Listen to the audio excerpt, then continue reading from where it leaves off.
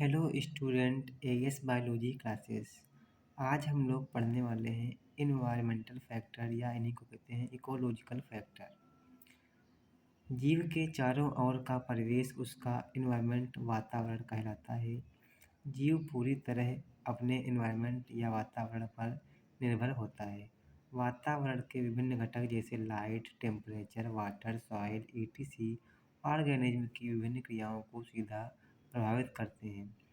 Environment के ये घटक फैक्टर्स या इकोलॉजिकल फैक्टर्स या इन्हीं को इको फैक्टर कहते हैं। यह दो प्रकार के होते हैं, एबायोटिक फैक्टर और बायोटिक फैक्टर।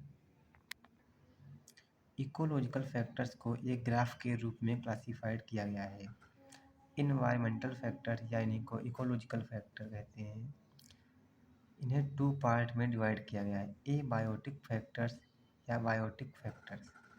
एबायोटिक फैक्टर्स को 3 पार्ट में फिर डिवाइड किया गया है, climatic factors, topographic factors, edaphic factors.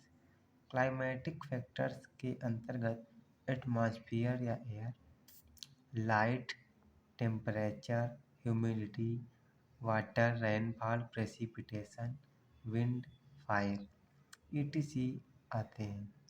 Topographic factors के अंतर्गत altitude, slope, direction of mountain etc topographic factors के अंतर्गत आते हैं।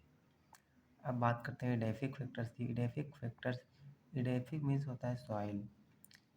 एडेफिक फैक्टर्स के अंतर्गत soil forming rocks, types of soil on the basis of size of particle के आधार पर, on the basis of formation के आधार पर टाइप ऑफ सॉइल का अध्ययन करेंगे हम। पेडोजेनेसिस, फॉर्मेशन ऑफ सॉइल की प्रोसेस को ही कहते हैं पेडोजेनेसिस। सॉइल प्रोफाइल क्या होता है, properties of soil, soil water, soil atmosphere, chemical properties of soil ETC edaphic factors के अंतर्गत पढ़ेंगे। बायोटिक फैक्टर्स में producer, consumer, decomposer. Biotic factors के अंतर्गत हम लोग इंटरेक्शन भी पढ़ेंगे।